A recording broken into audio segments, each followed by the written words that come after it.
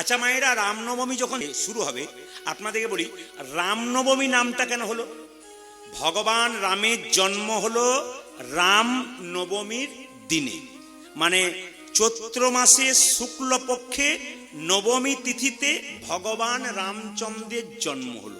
শুনবেন, রাজা দশরথের তিনটি স্ত্রী ছিল, একটা কৌশল্যা, একটা কৈকেয়ী, একটি সুমিত্রা। বাচ্চা কিন্তু আসছিল না। ঋষসিংহ মুনি বলে একজন মুনি, তিনি দশরথকে বললেন পুত্রষ্টি যজ্ঞ করো, আর সেই যজ্ঞের চরু তোমার স্ত্রীগণ খেলে তোমার স্ত্রীদের গর্ভে সন্তান আসবে। আশ্চর্যের ব্যাপার মায়েরা শুনবেন, কৌশল্যার গর্ভ থেকে যে সন্তান জন্ম নিল, কৌশল্যার দাসী দশরথকে খবর দিল, রাজা মশাই বাধাই হো, বাধাই হো, আজ আপনার ছেলে হয়েছে। 2 ঘন্টা পরে কৈকেয়ীর গর্ভ থেকে একটা ছেলে হলো, তার নাম কি? তার নাম ভরত। রাজা মশাই বাধাই হো, বাধাই হো, আবার একটা ছেলে হলো। 2 দিন পরে সুমিত্রার গর্ভ থেকে লক্ষণ এবং শত্রুঘ্নের জন্ম হলো। শুনলে চমকে যাবেন, রামচন্দ্রের গায়ের রং কালো কুচকুচে। সবাই শুনবেন, রামের গায়ের রং পরিষ্কার নয় কিন্তু মায়েরা, কাঁচা সোনার মতো নয়, ভুল করবেন আপনারা। রামের গায়ের রং একবারে কালো কুচকুচে। আর আমাদের যিনি ভরত জন্ম নিল, তারও গায়ের রং কালো কুচকুচে। রাম আর ভরতকে এক জায়গাতে দাঁড় করালে একবারে মনে হবে দুজনের দেখতে ডিটো, একই রকম দেখতে। কিন্তু লক্ষণ শত্রুঘ্ন দুজন সুমিত্রার গর্ভে জন্ম নিল, ওরা দুজন কিন্তু সাদা পরিষ্কার হয়ে গেল। এই জন্য মায়েরা সবাই লক্ষ্য করুন, বশিষ্ঠদেব নাম রাখলেন ছেলের, কি নাম রাখলেন? বশিষ্ঠ মুনি নাম রাখলেন ছেলের কি নাম? বরণ নাম রাখলেন রাম, তারপর ভরত, তারপর লক্ষণ, তারপর শত্রুঘ্ন। এখন আপনারা কীর্তন শুনতে এসছেন, আপনাদের মনে একটু আশ্রয় হয় না বা একটু সন্দেহ হয় না? রামের পরে লক্ষণ বলি, তারপর ভরত শত্রুঘ্ন বলি, অ্যাকচুয়ালি কিন্তু রামের পরে জন্ম ভরতের। তাহলে ভরত মেজো ভাই না, কি বলছেন? মেজো ভাইকে বাদ দিয়ে 3 নম্বর ভাইকে বলা যায়, বড় পরে বলা যায়। তাহলে রাম ভরত লক্ষণ শত্রুঘ্ন অ্যাকচুয়ালি, কিন্তু আমরা কি বলি? রাম লক্ষণ ভরত শত্রুঘ্ন। তার কারণটা কি? সুমিত্রা দেবী লক্ষণকে বলেছিল, লক্ষণ তুই সব সময় রামের পাশে পাশে থাকবি, রামকে দেখবি, আর শত্রুঘ্ন তুই সব সময় ভরতের পাশে থাকবি। এই জন্য দেখবেন লক্ষণ রামের পাশে পাশে থাকতো, ওই জন্য রাম লক্ষণ ভরতের পাশে শত্রুঘ্ন থাকতো, তাই ভরত এবং শত্রুঘ্ন। এখন মাথায় রাখবেন, এই কথাগুলো জানতে হবে মায়েরা। রামনবমীর দিনে কিছু মনে করবেন না, রামনবমীর দিনে রামচন্দ্রের জন্ম হয়েছিল দুপুর 12টার সময়। সবাই শুনবেন, টাইমটা হচ্ছে 11:15 থেকে 12:15 মধ্যে।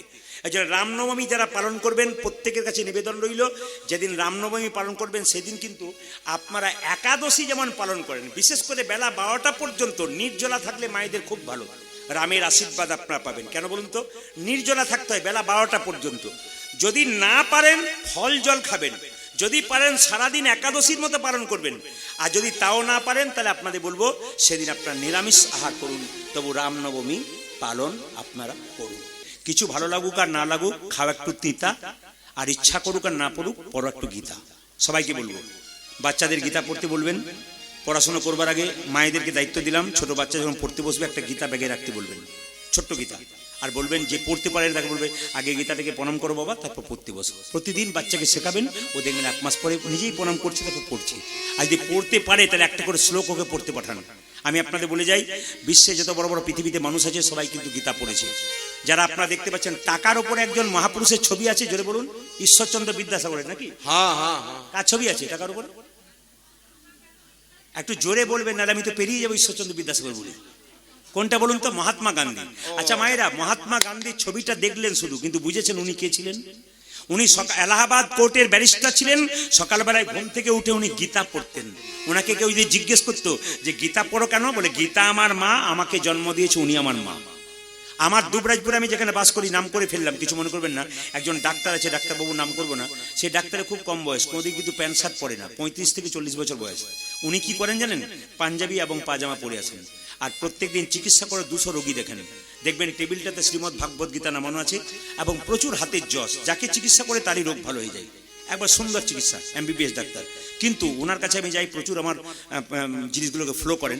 উনি বলেন রাত্রিবেলায় আপনার জিনিসগুলোকে দেখি, আপনি নতুন কি দিচ্ছেন সেগুলো দেখি। তো ওনাকে বললাম যে আপনি গীতা পড়েন? বলছে হ্যাঁ হ্যাঁ, ভগবান তো এত বড় সুযোগ আমাকে দিয়েছে, প্রত্যেকদিন 200 রোগী দেখবার, গীতা পড়বো না কেন? গীতা তো প্রত্যেকটি মানুষের পড়ার দরকার আছে। এই জন্য বারবার বলবো, সবাই লক্ষ্য করুন, যিনি আমাদের মহাত্মা গান্ধী, তিনি গীতাটাকে হাতে নিয়ে বলতেন, মা তুমি আমাকে, গীতা মা তুমি আমাকে সম্পদ দিও না, তুমি আমাকে বিপদ দাও। কে বলতো? মহাত্মা গান্ধী বলতো। কি বলতো? তুমি আমাকে সম্পদ দিও না, বিপদ দাও। সম্পদ দিলে তোমাকে ভুলে যাব, আর বিপদ দিলে তোমাকে মনে রাখতে পারবো। পৃথিবীতে এমন কেউ বলতে পেরেছেন যে গোবিন্দকে যে আমাকে বিপদ দাও? কেউ মন্দিরে বলে না বিপদ দাও, খালি বলে সম্পদ দাও। মহাভারতে যদি যান তাহলে দেখতে পাবেন, কুরুক্ষেত্রের যুদ্ধের পর কৃষ্ণ যখন চলে যাচ্ছে, তখন কুন্তী বলেছিল, কৃষ্ণ তুই আমাকে আশীর্বাদ কর যেন আমি কৃষ্ণ বলে কাঁদতে পারি। বলে কেন? তুই আমাকে সম্পদ দিস না বাবা, বিপদ দিয়ে যেন আমি তোকে স্মরণ করতে পারি। সম্পদ দিলে তোকে ভুলে যাব, গাড়ি বাড়ি টাকা হলে তোকে ভুলে যাব, কিন্তু তুই যদি আমাকে বিপদ দিস আমি তোকে মনে রাখতে পারবো। এ কথা কে বলেছিল মায়েরা? একমাত্র মহাভারতে কুন্তী বলেছিল। আর আপনারা সবাই লক্ষ্য করবেন এক জায়গাতে, সেটা হচ্ছে আমাদের কে বলেছিল মায়েরা? মহাত্মা গান্ধী বলেছিল। শুনলে চমকে যাবেন, পৃথিবীতে এত মানুষ মারা গেছে গুলি খেয়ে, কেউ ভগবানের নাম করতে করতে মরে নাই, মহাত্মা গান্ধী মরেছে। মহাত্মা গান্ধীর বুকে যখন নাথুরাম গডসে দুটো গুলি মেরেছিল, প্রথম গুলি মেরেছিল আর চিৎকার করে বলছে হারা, প্রথম গুলিতেই। আবার দ্বিতীয় গুলি হারা। এত বড় মহাপুরুষ যিনি গুলি খেয়ে ভগবানের নাম করেছিলেন, আর আমরা কি করলাম? আচ্ছা মায়েরা কিছু মনে করবেন না, একটু বাবারাও বলবেন, এক জায়গাতে গিয়ে লাল কাপড়ে একটা জিনিস ঢাকা থাকে, নিয়ে আমরা কি বলি বলুন তো? যাহা বলিব সত্য বলিব, সত্য ছাড়া মিথ্যা বলিব না। কোথায় কোথায় বলুন? আপনাদের মাঝে মাঝে যাওয়া আসা আছে নাকি? ওই জন্য বুঝতে পারলাম যে বলছে নাকি। যাহা বলিব বলেই গন্ডগোলে পড়েছে। যাহা বলিব সত্য বলিব, সত্য ছাড়া মিথ্যা বলিবি না। আচ্ছা মায়েরা, লাল কাপড়ে ঢাকা ওটা কি? গীতা? আপনাদের পাকা যাওয়া আছে একবারই, বুঝতে পেরেছি। আচ্ছা এক জায়গাতে জিজ্ঞেস করেছিল, মা লাল কাপড়ে ঢাকা ওটা কি? তখন ওই লোকটা বলেছিল যে যন্ত্রতন্ত্র কিছু একটা হবে বোধহয়, মনে কিছুই বোঝে না আর কি। দেখুন গীতায় হাত দিয়ে আমরা কথা দিই, যাহা বলিব সত্য বলিব, সত্য ছাড়া মিথ্যা বলিব না। হাত দেওয়ার পর থেকে দেখবেন ঝুড়ি ঝুড়ি মিথ্যা কথা বলতে শুরু করি। জোরে বলুন হ্যাঁ না? এই হচ্ছে সবচেয়ে আমাদের দুঃখের ব্যাপার। তাই যে যেখানে বসে আছেন আমি বারবার বলবো মায়েরা, গীতা পড়বেন, গীতাকে সম্মান রাখবেন। শ্রীমদ্ ভাগবত গীতা যার বাড়িতে আছে, স্বয়ং ভগবান তার বাড়িতে আছে। শ্রীমদ্ ভাগবত গীতা বাড়িতে রাখবেন, দু চার পাতা পড়বেন, পড়তে না পারলে একটু করে আপনি চন্দন দেবেন, তুলসী পত্র দেবেন, মাঝে মাঝে পাতাটা উল্টে নেড়ে দেখবেন, প্রণাম করবেন, আপনার গোবিন্দ কিন্তু বাড়িতে থাকবে, শাস্ত্র বলছে। আর দাদা ভাইরা মায়েরা যেখানে যাবেন, বাচ্চার ব্যাগে একটা ছোট্ট গীতা দিয়ে দেবেন, 5 টাকা 2 টাকা 3 টাকা দামের গীতা পড়ে দেবেন। কেন? গীতা যদি সঙ্গে থাকে তবে তার বিপদ হবার চান্স কম থাকে। এই জন্য বারবার বলবো, আপনার গীতাকে সম্মান দিন, হিন্দু সনাতন ধর্মকে বাঁচান, নিজেকে গর্ব করে বলুন আমি হিন্দু। এই হিন্দু সনাতন ধর্মকে বাঁচাতে হবে আপনাদেরকে। প্রতিটি ধর্মকে সম্মান দিন, কোনো ধর্মকে ছোট করবেন না। সব ধর্মই সমান, সব জায়গাতেই তিনি আছেন, কিন্তু নিজের ধর্মকে কেউ ছোট করবেন না, আর নিজের ধর্মের মানুষকে কেউ অপমান করবেন না। সাধুগুরু বৈষ্ণব দেখলে আপনি কিছু দিতে পারেন না পারেন, মাথা নিচু করে যাবেন, খারাপ কথা বলবার অধিকার আপনার নাই। উনি উনার পথে চলছেন, উনি যদি খারাপ করছেন উনি বুঝবেন, আর উনি যদি ভালো করছেন উনি বুঝবেন। আপনার দেখার দরকার নাই, সম্মান দেওয়ার দায়িত্ব আপনার। আপনি যে নিজের মানুষকে, ভক্তকে অসম্মান করবেন, অন্যান্য জাতিরা সুযোগ পেয়ে যাবে। এরা তো নিজের ধর্মের লোককেই সম্মান দেয় না, আমরা দেব করি। তাই বারবার বলবো, নিজের ধর্মের মানুষকে সম্মান দিন, অন্য ধর্মকে সম্মান দিন। শাস্ত্র বলেছে, মদ ভক্ত যত্র গচ্ছন্তি তত্র গচ্ছামি পার্থিব, ভক্তানুমনু গচ্ছন্তি মুক্ত স্থিতি বিসহ। আপনারা যারা সাধারণ মানুষ আছেন, সংস্কৃত কথার মানে বুঝতে পারলেন না, আমি বুঝিয়ে দিই। বাড়িতে যখন মায়েরা গাভী আছে, গাভীর যখন বাছুর হয়, আপনি গাভীটাকে বেঁধে রাখবেন, বাছুরটাকে ছেড়ে দেবেন। দেখুন গাভীটা কি করে, দড়ি ছিঁড়ে বাছুরের পেছনে ছুটবে। কেন? বাছুরটাকে কেউ যদি কেড়ে নেয়, বাছুরটা খালি বিলে পড়ে যায়, গাভী পাগলের মতো ছুটে। ভক্ত যখন ভগবানকে ডাকতে ডাকতে রাস্তা দিয়ে হরিনাম করতে করতে চলে যায়, ভগবান তার পেছন পেছন গাভীর মতো ছুটে যায় ভক্তকে রক্ষা করার জন্য। এই জন্য বারবার বললো, বাবা ভক্তের যত কষ্ট হয়, ভগবানের তার চাইতে বেশি কষ্ট হয়। হরিদাসের অঙ্গে 22 বাজারে বেত্রাঘাত করা হয়েছিল, যত না হরিদাসের অঙ্গে লেগেছিল, মহাপ্রভুর অঙ্গে তার চাইতে বেশি লেগেছিল। মহাপ্রভু বলেছিল, হরিদাস আমার ভক্তকে কেউ যদি আঘাত করে, আমার ভক্তকে খারাপ কথা বলে, ও শুধু ওকে বলে না আমাকে বলে, আমি বড় কষ্ট পাই। তাই আপনার যদি ভক্ত হয়ে যান, একদিন ভগবান দেখবেন আপনার পাশে থাকবে, আপনার ব্যবস্থা অবশ্যই করবে। শাস্ত্রে বলেছে পরিত্রাণায় সাধুনাং বিনাশায় চ দুষ্কৃতাং। ও মায়েরা, দুষ্কৃতদার দুষ্টের দমন এবং শিষ্টের পালনের জন্য মহাপ্রভু এসেছেন। মায়েরা, মুকুন্দ যখন কাঁদছে তখন মহাপ্রভু, বিভাবটা একটু কমাও, মুকুন্দ যখন কাঁদছে তখন মহাপ্রভু ছুটে এসে বলছে, মুকুন্দ তুমি কাঁদছো? হ্যাঁ প্রভু, আমার ভাইকে তুমি কৃপা করলে আর আমাকে তুমি করলে না। মহাপ্রভু একটা সুন্দর কথা বললেন, সবাই শুনে যাবেন, সংসারী ভক্ত যারা আছেন। মহাপ্রভু বললেন, শোনো মুকুন্দ, এ সংসারে যারা বড় ভাই আর বড় বউ হয় তাদের দায়িত্ব সবচাইতে বেশি হয়। কথাগুলো শুনবেন, এগুলো সব মহাপ্রভুর অমৃত বাণী। যদি কাজে লাগাতে পারেন জীবন সুন্দর হবে। আর যদি মনে করেন ভূতের মতো থাকবো আর ভূতের মতো খাবো আর চাল চলন করবো, আপনার ওইরকমই হবে জীবন। কি বললাম, কি বলছে মহাপ্রভু? বলছেন এ সংসারে যারা বড় ভাই আর বড় বউ হয় তাদের দায়িত্ব সবচাইতে বেশি থাকে। বলে কেন না, বনের মধ্যে বড় বড় গাছ যেমন ছোট ছোট গাছগুলোকে ঝঞ্ঝঞ্ঝা থেকে রক্ষা করে, এই সংসারে যারা বড় ভাই আর বড় বউ হয় তাদের দায়িত্ব সবচাইতে বেশি থাকে। মুকুন্দ, তোমার ছোট ভাইকে আমার সঙ্গে রাখলাম, তোমরা দুজন যদি কীর্তন করতে চলেছো তোমাদের বাড়ির সব না খেয়ে মরবে, আর কেউ হরিনাম করবে না। তোমার ভাইকে সঙ্গে রাখলাম, তুমি শ্রীখণ্ডে ফিরে যাও, একটা গোপীনাথের মন্দির তৈরি করো। তবে মুকুন্দ, তোমার তো চিকিৎসাতে খুব একটা নাম ডাক ছিল না, তোমার মাথায় হাত দিয়ে আশীর্বাদ করলাম, তুমি বাড়িতে কাল থেকে গিয়ে যাকেই চিকিৎসা করবে তারই রোগ ভালো হয়ে যাবে। আর যে যারা কীর্তন শুনতে এসছেন মায়েরা আর বাবারা, শুনে নেবেন, পরিষ্কার করে শাস্ত্র বলছে, যারা মহাপ্রভুর গুণকীর্তন শ্রবণ করে ভক্তি ভরে, মহাপ্রভুর আশীর্বাদ তাদের ভেতরে অজান্তে হয়ে থাকে। ভগবানের জন্য কিছু করবেন আর কিছু পাবেন না, এটা আপনি ভাবেন না। ভগবানের জন্য যা করবেন, ভগবান বলেছেন যে যথামাং প্রপদ্যন্তে তাংস্তাতাইব ভজাম্যহম। তার মানে কি, যে আমাকে যেমন ভাবে ভালোবাসে আমি তাকে তেমন ভাবে ভালোবাসি। আজকে কীর্তন শুনতে এসে মহাপ্রভুকে যত ভালোবাসতে পারবেন মহাপ্রভু তত আপনাকে কৃপা করবে। মুকুন্দ, তুমি কেঁদো না, তোমার মাথায় হাত দিয়ে আশীর্বাদ করলাম, তোমার বাড়িতে গিয়ে যাকেই চিকিৎসা করবে তারই রোগ ভালো হয়ে যাবে। তবে শোনো মুকুন্দ, তোমাকে একটা কথা বলে যাই, বাড়ি ফিরে যাও, একটা গোপীনাথের মন্দির তৈরি করো, জীবের দ্বারে হরিনাম দাও, আর গরিবের চিকিৎসা করো, কোনো পয়সা দেবে না। আজকে যে লীলাটি গাইব, লীলার শেষে আপনারা এই প্রসাদ কিন্তু নিয়ে যাবেন। সবার কাছে নিবেদন রইল, এই যে প্রসাদটা রইল, প্রসাদটা নেবেন। প্রসাদটা নিলে লাভ কি হবে শুনে নিন। যদি কেউ রঘুনন্দন লীলাটা পড়াশোনা করেন তাহলে বুঝতে পারবেন যে এই প্রসাদ যদি কোনো মা ভক্তি ভরে, শুনবেন, এই প্রসাদ যদি কোনো মা ভক্তি ভরে তার সন্তানের জন্য নিয়ে যায়, সন্তান যদি খুব চঞ্চল হয়, বৃহস্পতিবার দিন রঘুনন্দনের জন্ম হয়েছে, আপনি বৃহস্পতিবার দিন বাচ্চাকে সকালবেলায় স্নান করিয়ে, 10টার মধ্যে স্নান করিয়ে আপনি তুলসী গাছে জল দেওয়ার পর একটা তুলসী পাতা আর একটুখানি বাতাসা নিয়ে ছেলের কপালে জয় গোপীনাথ 3 বার বলে ঠেকিয়ে তার মুখে দেবেন। দেখবেন 1 বছরের মধ্যে বাচ্চার চঞ্চলতা দূর হবে, বাচ্চা স্থির হবে, বাচ্চা কৃষ্ণ ভক্ত হবে। যার বাচ্চা প্রচন্ড চঞ্চল, শুধু মিলিয়ে দেখবেন, আমি আপনাদের গ্যারান্টি দিয়ে গেলাম, যদি ভক্তি ভরে করতে পারেন, আমি কি বলে দিলাম আর আব্বা বলে দিই, আপনার বাচ্চা যদি খুব চঞ্চল হয়, যদি পড়াশোনাতে মতি না থাকে, খুব চঞ্চল, আপনি একটুখানি বাতাসা, একটা তুলসীপত্র, জয় গোপীনাথ বলে 3 বার দেবেন বাচ্চার কপালে। কি বার বললাম মায়েরা, জোরে বলুন? বৃহস্পতিবার। আপনাদের বৃহস্পতিবার আর বেশি দেরি নেই, আজকে কি বার? আজ তো শনিবার নাকি, শুক্রবার, আর পরে বৃহস্পতিবার হয়ে যাচ্ছে।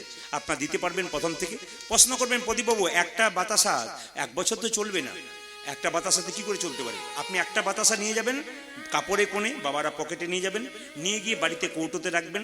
1 কেজি বাতাসা হরির লুট দিয়ে দেবেন বৃহস্পতিবার, ওটা কৌটোতে ভরেই বাতাসা মিশিয়ে দেবেন, ব্যাস। আপনি 1 বছর চালু করুন, আপনার দেখে নিন, 1 বছর পর ফোন করে বলুন আপনার বাচ্চা পরিবর্তন হলো কিনা। হাজার হাজার জায়গা, শুধু পশ্চিমবাংলা নয়, আমি তো পশ্চিমবাংলার প্রত্যেকটি জেলায় জেলায় যাই। আমি আসাম যাই, কোচবিহার যাই, জলপাইগুড়ি যাই, হায়দ্রাবাদ যাই, বোম্বে গিয়েছিলাম 2 বার।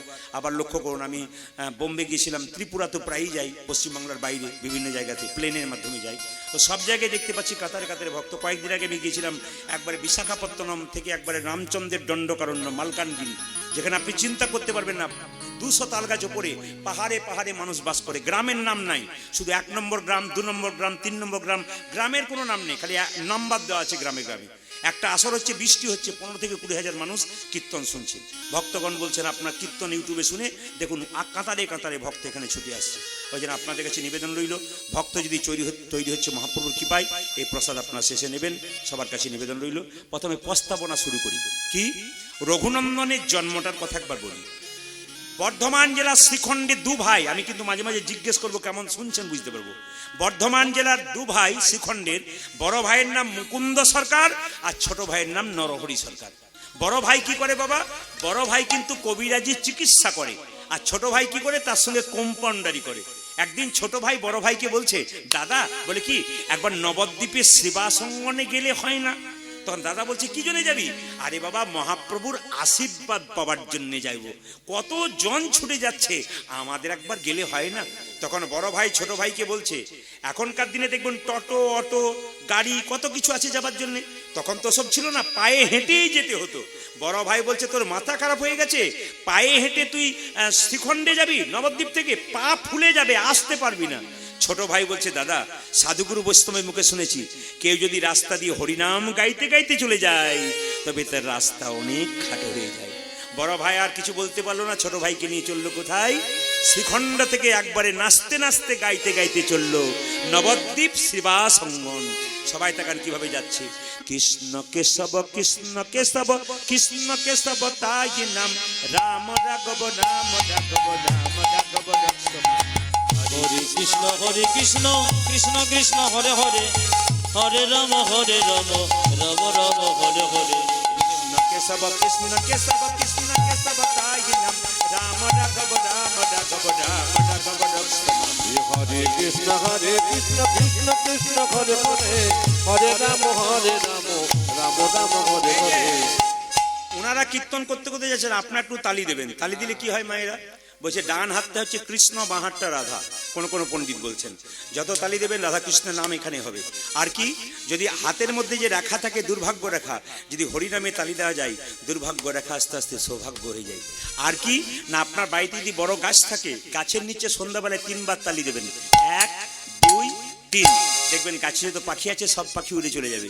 তত্ত্ব বলছে দেহের মধ্যে কিছু পাপড়ি পাখি আছে, কি, কাম, ক্রোধ, লোভ, মোহ, মদ, মাশ্চর্য, যদি হরিনামে তালি দিতে পারেন এর আস্তে আস্তে চলে যাবে, গোবিন্দ চরণে মতি হবে। তাই আস্তে আস্তে তালি দিন। কৃষ্ণ কেশব কৃষ্ণ কেশব কৃষ্ণ কেশব তাই নাম, রাম রাঘব রাম রাঘব রাম রাঘব রক্ষম। হরে কৃষ্ণ কৃষ্ণ কৃষ্ণ কৃষ্ণ হরে হরে, হরে রাম রাম রাম হরে হরে। কৃষ্ণ কেশব কৃষ্ণ কেশব কৃষ্ণ কেশব তাই নাম, রাম রাঘব রাম রাঘব রাম রাঘব রক্ষম। হরে কৃষ্ণ কৃষ্ণ কৃষ্ণ হরে হরে, হরে রাম রাম রাম হরে হরে। কৃষ্ণ কেশব কৃষ্ণ কেশব কৃষ্ণ কেশব তাহি নাম, রাম রাঘব রাম রাঘব রাম রাঘব রক্ষম। হরে কৃষ্ণ কৃষ্ণ কৃষ্ণ হরে হরে, হরে রাম রাম রাম হরে হরে। হরে কৃষ্ণ কৃষ্ণ কৃষ্ণ হরে হরে, হরে রাম রাম রাম হরে হরে। কৃষ্ণ হে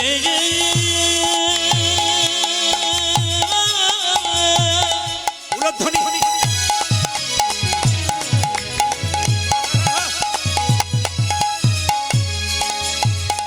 কৃষ্ণ হে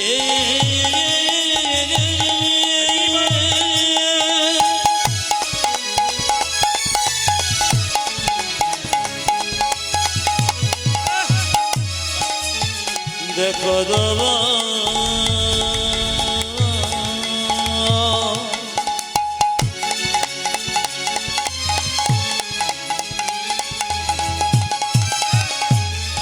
কৃষ্ণ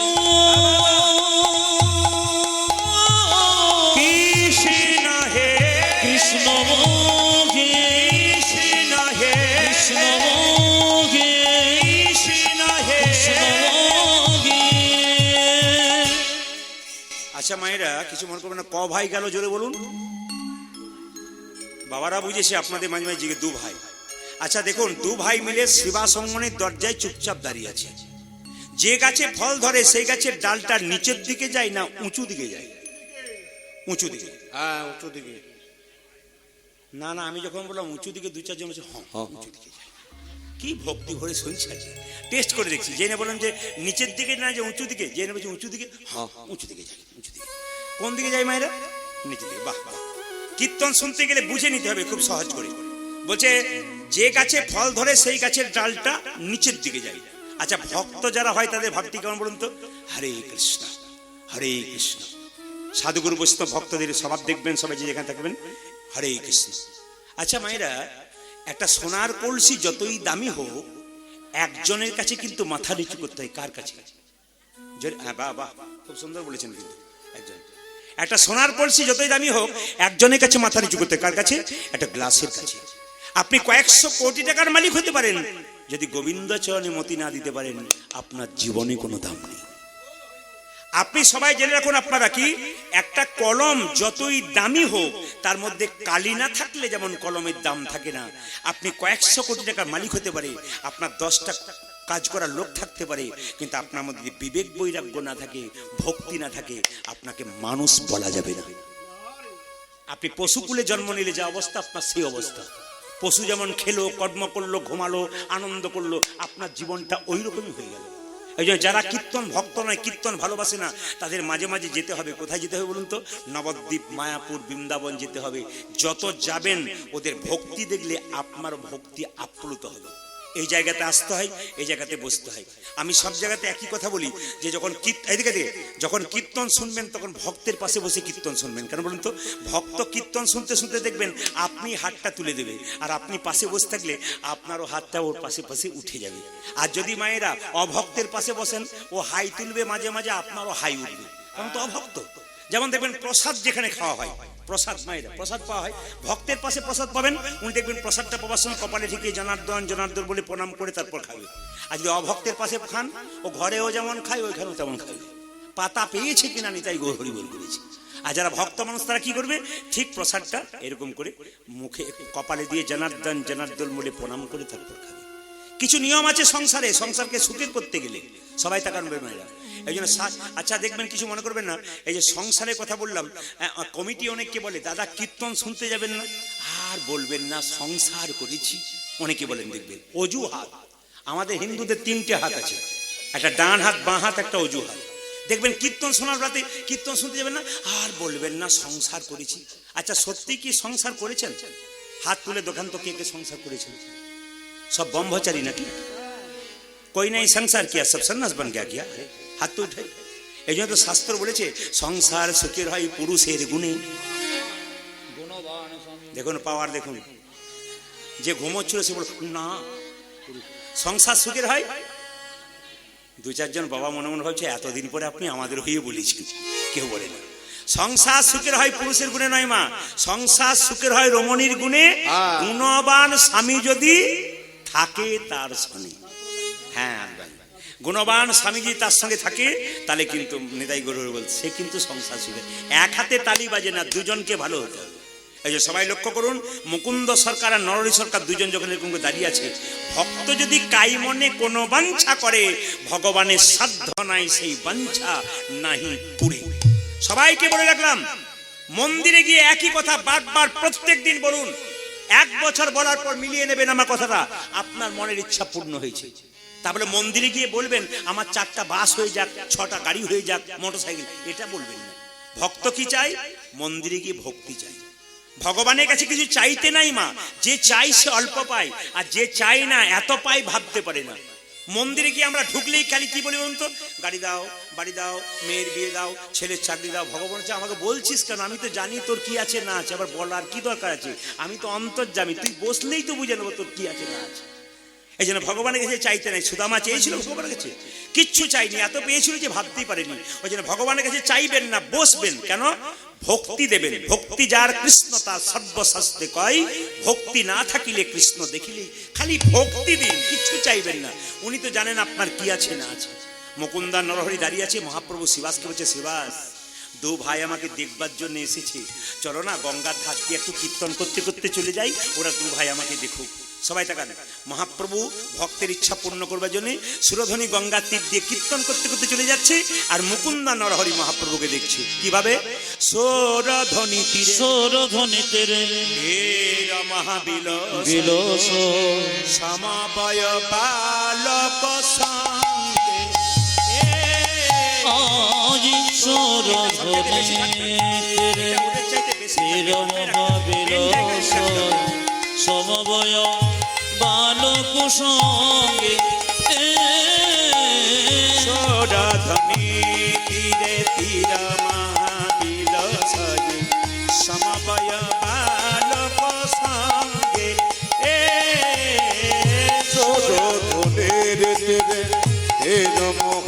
মহাবিলসয়ে সমবয় বালক সঙ্গে পরে করতাল ধ্বনিত হরি ধ্বনি আমার করে করো তাল ধ্বনিত হরি ধ্বনি পরে করতাল ধ্বনিত হরি ধ্বনি আজি করে করতালি ধ্বনিত হরি ধ্বনি ভাইরা, দু ভাই মিলে মহাপ্রভুকে দেখছে। ছোট ভাই বলছে দাদা আমি কি দেখছি জানো, ওই তো আমার গোড়া, ওই দেখি ওই তো আমার গোড়া নাচে ওই তো আমার গোড়া নাচ। দেখো ওই তো আমার গোড়া নাচে কি দেখছিস? ছোট ভাই বলছে আমি দেখছি ওই তো আমার গোড়া, ওই তো আমার গোড়া নাচে ওই তো আমার গোড়া নাচ। দেখো ওই তো আমার গোড়া নাচে আমি দণ্ড বাহু তুলে ওই তো আমার গোড়া, ওজারি খেমি দণ্ড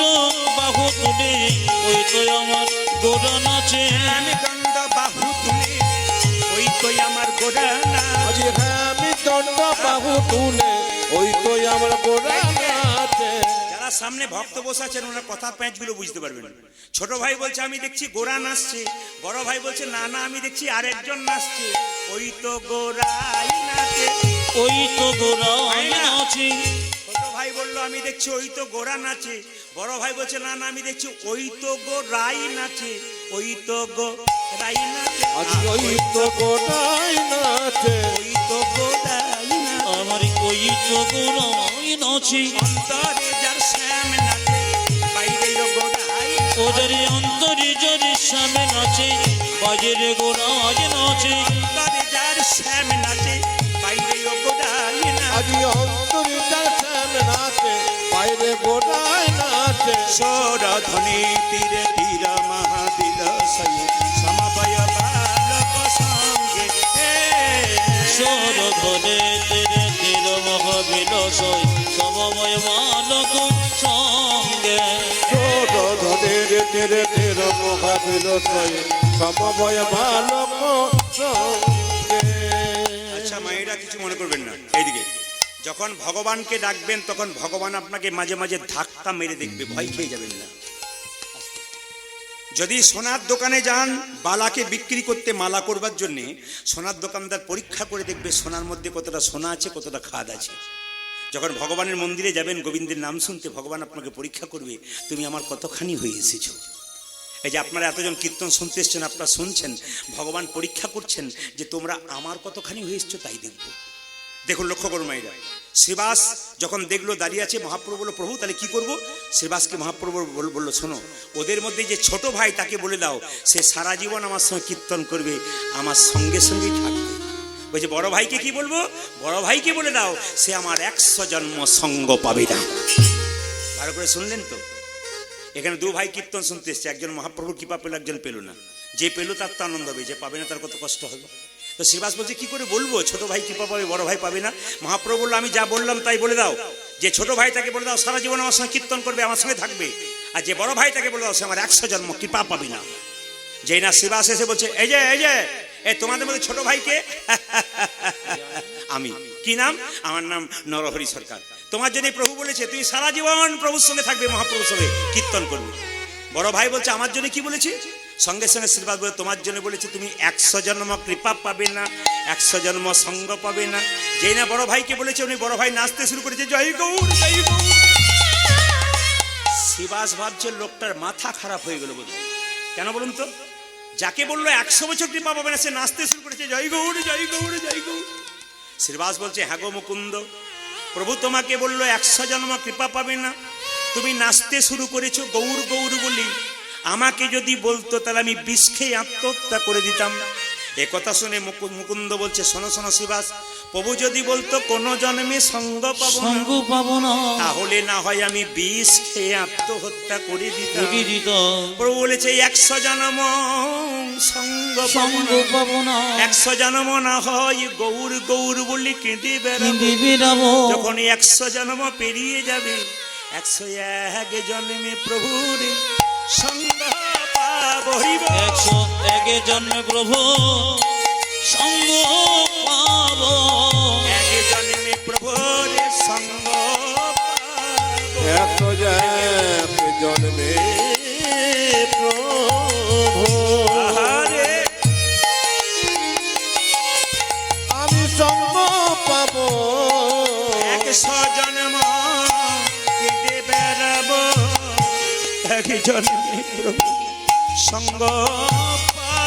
আমি 100 জন্ম কেঁদে বেড়াবো, 101 জন্মে প্রভু সঙ্গ পাবো, 100 জন্মকে দেবে 101 জন্মে প্রভু সঙ্গ পাবো, 100 জন্মকে দেবে 101 জন্মে প্রভু সঙ্গ পাবো।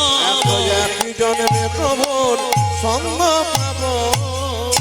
মায়েরা বলুন সবাই, বলিয়ে শ্রী রামচন্দ্র ভগবান কি, বলিয়ে শ্রী রামচন্দ্র ভগবান কি, বলিয়ে শ্রী রামচন্দ্র ভগবান কি, জয় বলিয়ে শ্রী রামচন্দ্র ভগবান কি জয়। মায়েরা, মুকুন্দ সরকার বাড়ি ফিরে এলো, গোপীনাথের পুজো করছে আর গরিবের চিকিৎসা করছে। সেই সময় মালদা জেলার একজন মুসলমান, তার নাম নবাব হোসেন শাহ, তার পেটে প্রচন্ড যন্ত্রণা। একজন বলল, নবাব তোমার পেটের যন্ত্রণা ভালো হবে, এক জায়গাতে ঠিকানা দেবো। বলে কি? যদি তুমি শ্রীখণ্ডে গোপীনাথের মন্দিরে মুকুন্দ সরকারের কাছে যেতে পারো, তোমার পেটের যন্ত্রণা ভালো হবে। এত বড় মুসলমান নবাব, তিনি বললেন আমি যাব কি করে? বলছে তার একটা হিসাব আছে, সে কিন্তু গরিবের চিকিৎসা করে, বড় লোকের করে না। বলছে আমি তো নবাব হোসেন শাহ, আমার চিকিৎসা করবে না? বলছে না, তুমি যদি ফকির সেজে যেতে পারো তোমার চিকিৎসা হতে পারে। ও মায়েরা, মালদা জেলার গৌড়ে এত বড় বাংলার নবাব মুসলমান হোসেন শাহ ফকির সেজে এলো মুকুন্দ সরকারের কাছে চিকিৎসা করানোর জন্য। মায়েরা সবাই লক্ষ্য করবেন, মুকুন্দ সরকার যখন পুজো করছে তখন প্রচুর লোক লাইন দিয়ে দাঁড়িয়ে আছে। নবাব হোসেন শাহ ফকির সেজে বলল, বাবা আমি বয়স্ক লোক, কেউ চিনতে পারেনি, ফকির সেজে এসছি তো, বাবা আমি বয়স্ক লোক, আমাকে একটু আগে জায়গা করে দাও তো। যেই না আগে দাঁড় করে দিচ্ছে, দেখতে পেল মুকুন্দ সরকার সকালবেলায় গোপীনাথের ভজন করছে। যারা কীর্তন শুনছেন, প্রদীপ পালে তাদের একটা নিবেদন রইল। আজ থেকে 10 বছর আগে আমি চেন্নাই গিয়েছিলাম, আমার শরীরে একটা প্রবলেম ছিল, আমি সারানোর জন্য। আর শব্দ করবেন না, মন দিয়ে। তো চেন্নাই দেখতে পেলাম মায়েরা, যে ডাক্তারবাবুকে আমি চিকিৎসা করাচ্ছি উনি 7টার সময় চলে আসেন। আমি যেখানে বাসা তার একটু দূরেই কিন্তু উনি থাকেন। তো আমি 6টার সময় ওই রাস্তায় পেরোচ্ছি, তখন দেখতে পাচ্ছি ডাক্তারবাবুর বাড়ি থেকে ঘন্টা বাজছে, 6টা বাজছে। তখন আমিও রেডি হচ্ছি, উনিও আসবেন। কেন? সেদিন ছোট্ট একটা অপারেশন করবেন উনি আমাকে। তো আমি দেখতে পেলাম যে ঘন্টা বাজছে। তো ওনার যিনি অ্যাসিস্ট্যান্ট, তাকে জিজ্ঞেস করলাম, ডাক্তারবাবুতে ঘন্টা বাজায় কে? বলছে ডাক্তারবাবু নিজে বসে ভোর 5টার সময় ঘুম থেকে উঠে আগে গোবিন্দের মন্দিরে 1 ঘন্টা পুজো করে, তারপর চিকিৎসা করতে আসে। একজন লন্ডন ফেরত, আমেরিকা ফেরত ডাক্তার সকালবেলায় ঘুম থেকে উঠে 1 ঘন্টা গোবিন্দের পুজো করে, তারপর চিকিৎসা করে। আর সবচাইতে লজ্জার ব্যাপার, আমাদের একটু পয়সাপাতি হয়ে গেলে গোবিন্দকে ডোন্ট কেয়ার বলে আমরা ছেড়ে দিই। বলে আমি তো করি, আমি তো খাই, আমাকে কে খাওয়াই? এই হিম্মত ওদের কাছে শিখতে হবে। যারা এখানে শিক্ষিত ব্যক্তি আছেন তারা আমার কথাগুলো হিসাব করবেন। কয়েকদিন আগে চাঁদে গিয়েছিল সুনিতা উইলিয়ামস, জোরে বলুন হ্যাঁ না না। সুনিতা উইলিয়ামস গিয়েছিল চাঁদে। ওই মেয়েটি এত বড় বিজ্ঞানী, যিনি চাঁদে গিয়েছিলেন, সেই মেয়েটার ব্যাগের মধ্যে একটা গণেশের মূর্তি পাওয়া গিয়েছিল আর একটা গীতা পাওয়া গিয়েছিল। এত বড় বিজ্ঞানী যে সে গীতা পড়ে, এত বড় বিজ্ঞানী যে গণেশের আরাধনা করে। ওই জন্য আপনাদের কাছে নিবেদন রইল মায়েরা, যারা উঁচু জায়গায় আছে তারা কি করে দেখালো, আর আমরা শুধু খেলাম, ফেয়ার অ্যান্ড লাভলি মাখলাম, আর একটু বেশ ভালো করে ঘুরে বেড়ালাম, বিয়ে বাড়ি গেলাম, এই তো আমাদের জীবন না, ওই জীবন নয়। যদি আপনাকে জীবনটাকে সুন্দর করতে হয় তবে আপনি সাজুন, ভালো থাকুন, ভালো খাওয়া দাওয়া করুন, কিন্তু আধ্যাত্মিক চৈতন্য যেন থাকে, গোবিন্দের প্রতি ভক্তি যেন থাকে। বৃন্দাবনের প্রেমানন্দ মহারাজের নাম আপনারা শুনেছেন। 18 বছর ধরে কিডনি দুটো নেই, ডায়ালিসিস চলছে। আশ্চর্যের ব্যাপার, সবাই চমকে যাবেন, বিশ্ববিখ্যাত ক্রিকেটার বিরাট কোহলি আর তার স্ত্রী অনুষ্কা, যার নাকি দেশে দেশে বাড়ি, আমাদের 1তলা 4তলা বাড়ি হলে অহংকার হয়ে যায়, আর বিরাট কোহলি বিখ্যাত ক্রিকেটার, তার নাকি দেশে দেশে একটা করে গাড়ি, প্রত্যেকটি দেশে একটা করে বাড়ি, টাকার কোনো হিসাব নাই। স্বামী স্ত্রীতে প্রেমানন্দ মহারাজের চরণে বসে আছে এবং তার কাছ থেকে তুলসীর মালা গলায় পড়ছে। ওরা চিনতে পারলো এত গাড়ি বাড়ি টাকা পয়সার পর ভগবানকে, আর আমরা চিনতে পারলাম না। এর চাইতে দুঃখের কি হতে পারে? এখনো সময় আছে, চৈতন্য যদি করতে পারেন, ভক্ত যদি হতে পারেন। আমি বারবার বলবো, মা এসেছেন খালি হাতে, যাবেন খালি হাতে, কিন্তু একটা কথা বলে নি, আপনি যার জন্য চিন্তা করছেন এ আমাকে দেখবে, আমাকে ভালোবাসবে, ওই লোকটাই প্রথম আপনার জীবনে বেঈমানি করবে, লিখে দিয়ে যান আপনি। লিখে নিয়ে যান। যাকে ভাবছেন ভবিষ্যতে আমাকে দেখবে, ওই লোকটাই প্রথম আপনার সঙ্গে বেইমানি করবে। ওই জন্য বারবার বলবো, সংসারের কর্তব্য আপনি করবেন, যেহেতু সংসার করেছেন, আসল কর্তব্য ভুলবেন না। মুকুন্দ সরকার কীর্তন করছে আর প্রচুর লোক দাঁড়িয়েছে, নবাবও সামনে দাঁড়িয়ে আছে। মুকুন্দ গাইছার, নবাব মনে মনে ভাবছে, মুকুন্দ আমি বুঝতে পারলাম তোমার চিকিৎসা এত কেন ভালো, ভোরবেলায় তুমি গোবিন্দের পুজো করো, তারপর চিকিৎসা করো। মুকুন্দ গাইছে, আমার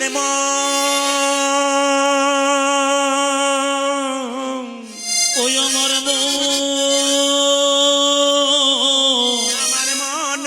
মন মন্দিরে মদন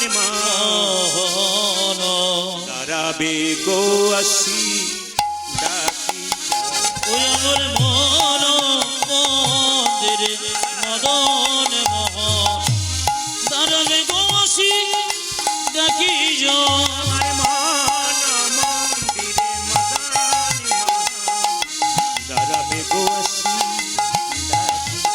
ওই আমার মন মন্দিরে মদন মোহন দাঁড়াবে বয়াতে ডাকিয়া।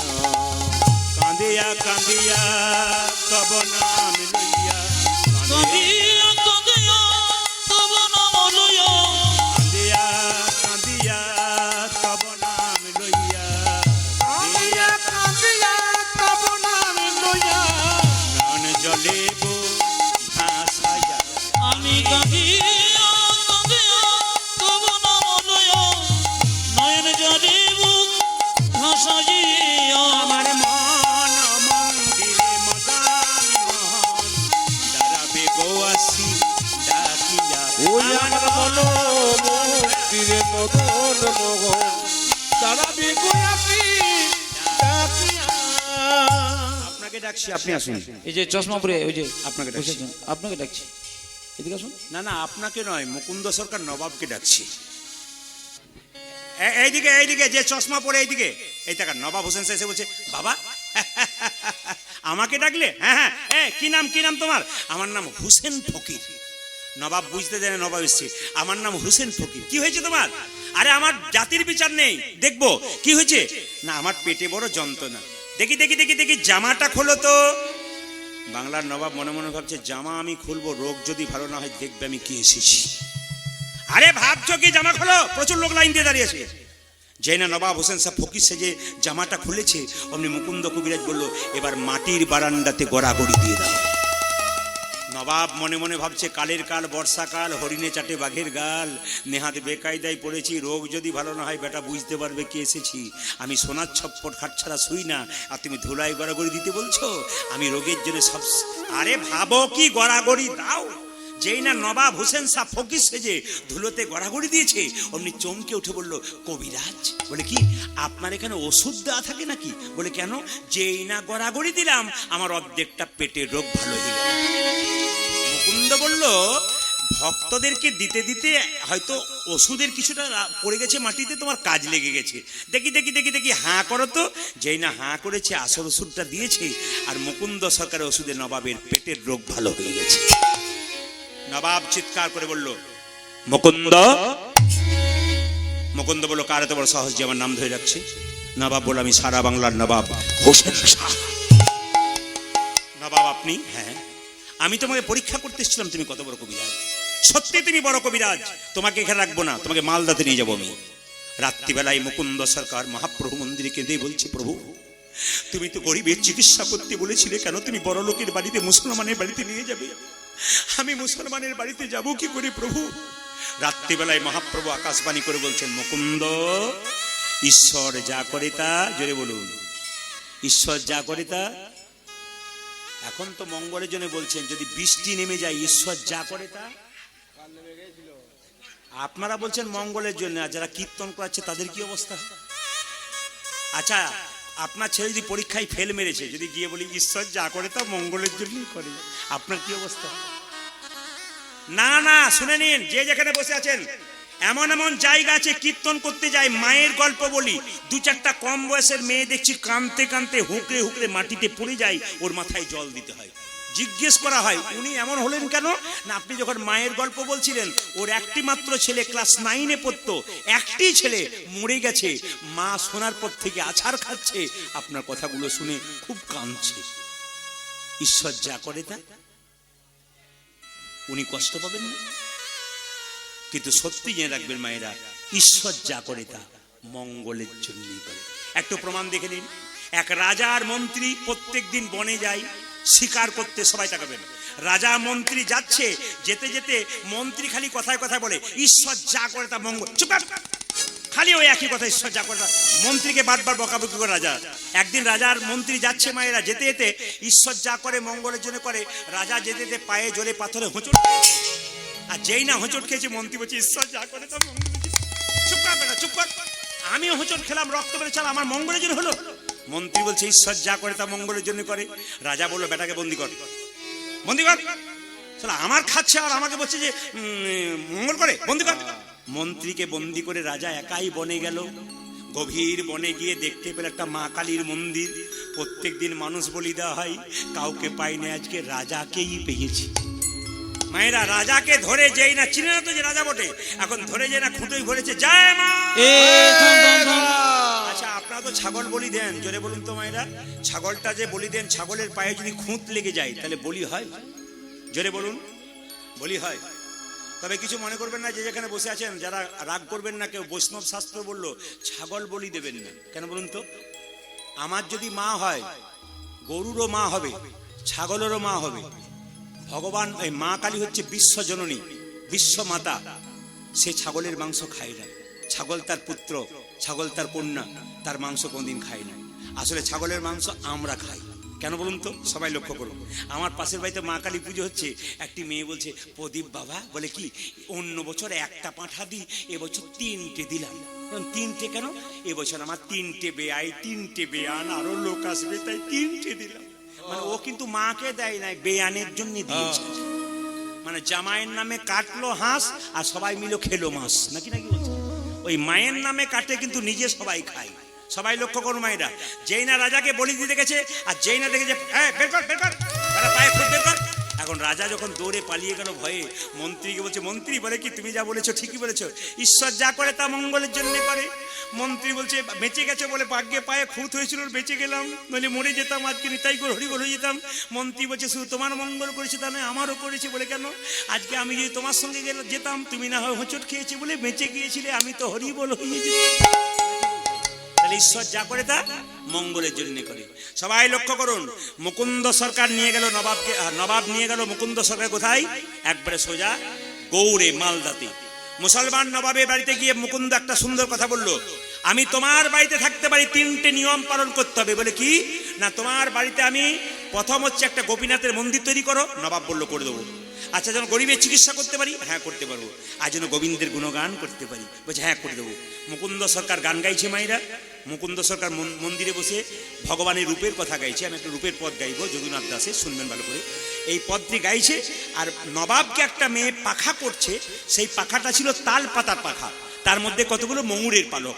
নবাব শুনছে দাঁড়িয়ে, মুকুন্দ গাইছে, আর মেয়েটি ময়ূরের পালক পাখা দিয়ে, তাল পাতার পাখা দিয়ে হাওয়া করছে। মুকুন্দ গাইছে, কি গাইছে? আমার কানো সে বিনোদ রায় গো, আমার কানো সে বিনোদ রায়, ওই আমার কানো সে বিনোদ রায় গো, কানো সে বিনোদ রায়, আমার কানো সে বিনোদ রায় গো, আমার কানো সে বিনোদ রায়। ওই আমার কানতে বিনোদ রায় গো, আমার কানতে বিনোদ রায়।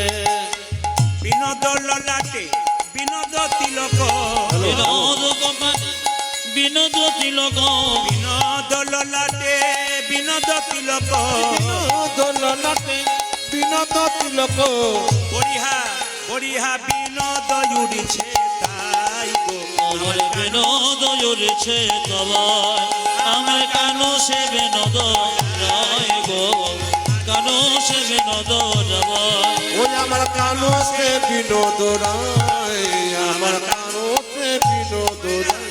ঠিক আছে, ও তার বিনোদ গলাই বিনোদ মালা, বিনোদ বিনোদ তুলে গো, আজ বিনোদ গলাই বিনোদ মালা বিনোদ বিনোদ দোলে গো বিনোদ গলাই বিনোদ মালা বিনোদ বিনোদ দোলে গো তার বিনোদ গলায় বিনোদ মালা বিনোদ বিনোদ দোলে গো বিনোদিনী বিনোদ গাথুনি আজ কোন বিনোদিনী বিনোদ গাথুনি বিনোদিনী বিনোদ তার গাথুনি কোন বিনোদিনী বিনোদ গাথুনি গেছে বিনোদ ফুলে গো আজ গেথেছে বিনোদ ফুলে আমার কেন সে বিনোদ রয় গো কেন সে বিনোদ রয় ওই আমার কানো সে বিনোদ রায় আমার কানো সে বিনোদ রায় একবার জোরে বলুন রাধা রানী কি একটু জোরসে শ্যাম সুন্দর কি আচ্ছা বাবা কিছু মনে করবেন না বিনোদ ললাটে বিনোদ তিলক এই কপালে কিন্তু তিলক নিতে হয়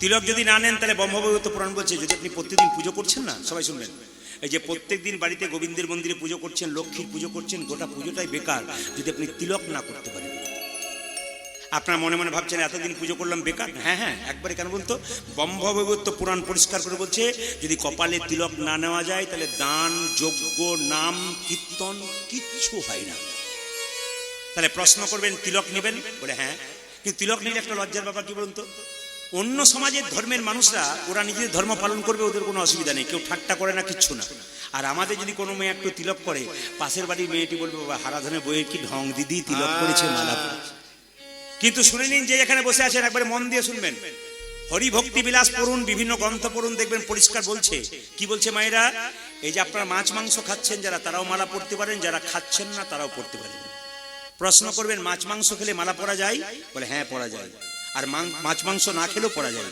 অনেকে বলে মাছ মাংস খেয়ে মালা পরবো আমার পাপ হবে না মাংস খেলে আরে বাবা মাছ মাংস খেয়ে যদি মালা পরেন তাহলে পাপ হয় আর মালা না পরে যদি মাছ মাংস খান তাহলে পাপ হয় না দুটোতেই পাপ হয় বরং ওষুধটা নেন যদি কিছু কাজে লাগবে তো লাগবে ওষুধটা পড়ুক এখানে কাজে লাগবে যারা মাছ মাংস খান তারা মালা পরবেন কিন্তু মালাটাকে গলা থেকে ঝুলিয়ে পরবেন সবাই তাকান মালাটাকে গলা থেকে ঝুলিয়ে পড়বেন এই যে আমার আপনারা দেখতে পাচ্ছেন একটু ভালো করে দেখে নিন এই যে মালাটা দেখতে পাচ্ছেন হরে কৃষ্ণ এই মালাটা যেমন ঝুলিয়ে আছে এতটা আপনি এতটা ঝুলিয়ে পড়বেন আর যারা নিরামিষ খান মালাটাকে কণ্ঠের সঙ্গে লাগিয়ে পড়বেন শাস্ত্র পরিষ্কার বলছে আপনার মালা উভয়ই পড়তে পারেন কোনো দুঃখ নেই কোনো অসুবিধা নেই মালা পড়বেন তবু পরিচয় দেবেন আমি একজন হিন্দু বাড়ির মেয়ে আমি একজন হিন্দু বাড়ির ছেলে তিলকের কথা যখন বলি এইদিকে তাকাবেন তিলকের কথা যখন বলি সবাই তাকাবেন তিলকের দেখুন দুটো দাগ আছে না জোরে বলুন হ্যাঁ না না সবাই দেখবেন আমার দিকে দাগ আছে দুটো এই ডান দিকের দাগটা ব্রহ্মা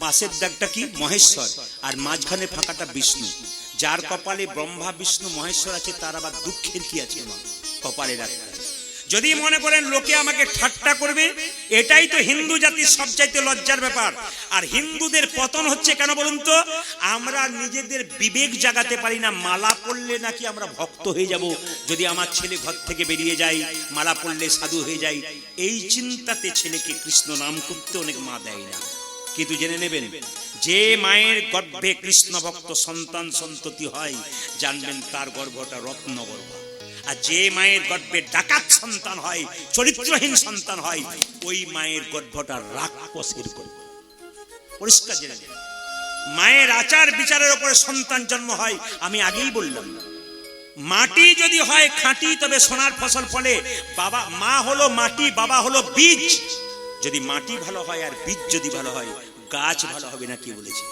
আপনি বাবা হয়ে কীর্তন শুনবেন না বাবা হয়ে হাত তুলবেন না হরিবাসরে বসবেন না আপনার ছেলে তাকিয়ে দেখবে আমার বাবা দিব্যি যুবক ছেলে মতো দাঁড়িয়ে আছে হরিনামে বসছে না আপনার ছেলে আপনি হরিনামে বসবে কেন আপনি কি করে আশা করবেন যে আমার ছেলে হরিনামে বসবে হরিনাম শুনবে আপনি তো নিজে আচরণ করতে পারেন না মহাপ্রভু নিজেই মুখে বলেছেন আপনি আচরি ধর্ম অপরে শেখাই আপনি না আচরিলে অপরে শেখানো না যায় ওই জন্য ভালো করে কীর্তন শুনবেন আপনার ছেলে মেয়েও কিন্তু শুনবে মায়েদেরকে বলে কি তিলক প্রত্যেকদিন পুজো করার সময় করবেন কিরকম করবেন সবাই তাকিয়ে নিন এদিকে আপনারা হাতে জল নেবেন সবাই তাকান পুজো করবার সময় সবাই একবারে জেনে নিন এটা শাস্ত্রে বিধান আছে জল তিলকের বিধান আছে আপনি পুজো করবার সময় স্নান করলেন মন্দিরে গেলেন একটু হাতে জল নিলেন জল নিয়ে এই আঙ্গুলে করে যেমন লম্বা করে দুটো দাগ নিতে হয় ফোঁটা নিতে হয় আপনি নিয়ে নিলেন জল তিলক কেউ দেখতে পেল না কিন্তু তিলক হয়ে গেল সুযোগটা কিন্তু আজকে করে দিয়ে গেলাম সবাই শাস্ত্রে বিধান দিয়েছে যদি কেউ এরকম তিলক না করতে পারে তবে জল তিলক করতে পারে জলটা হাতে নেবেন,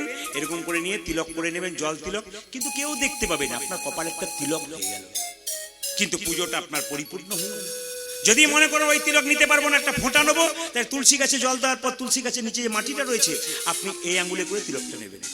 দেখুন, কিছু মনে করবেন না, একজন ব্রাহ্মণ তিনি শুদ্ধ কিনা, তিনি বিচারবোধ আছে কিনা, তার শিক্ষা আছে কিনা ধর্মীয় ব্যাপারে প্রমাণ দেখবেন কি করে? মন্দিরে পুজো করছে, যখন আপনি একটু সিঁদুর খুঁজবেন ফোঁটা করতে, যে আমাকে একটা ফোঁটা দিয়ে দিন তো, তিনি যদি এই আঙ্গুলে সিঁদুর দেন তাহলে বুঝবেন উনি ঠিক পড়াশোনা করেছেন। সবাই তাকান। যদি কোনো ব্রাহ্মণ মন্দিরে পুজো করছে, আপনি তাকে বললেন একটু সিঁদুর দিন তো বাবা কপালে, যদি এই আঙ্গুলে দেন তাহলে বুঝবেন উনি ঠিক ঠিক পড়াশোনা করেছেন, ঠিক ঠিক জেনেছেন।